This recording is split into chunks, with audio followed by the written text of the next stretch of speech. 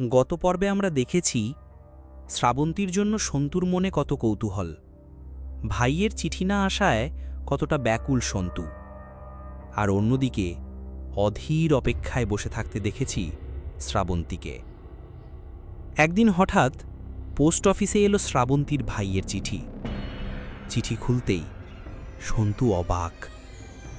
প্রতিবারই টাকা পাঠায় শ্রাবন্তীর ভাই, কিন্তু এবারে লিখেছে কারণবশত এই মাসে টাকা পাঠাতে পারছি না।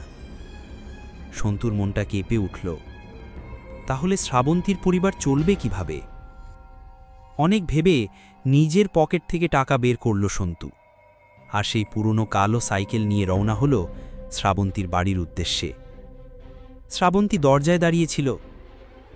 সন্তুকে দেখে তার চোখে ভেসে উঠল অদ্ভুত আবেগ। শ্রাবন্তী জিজ্ঞেস করল, এই মাসে এত দেরি করলে কেন? সন্তু মিথ্যে করে বলল, শরীরটা একটু খারাপ ছিল।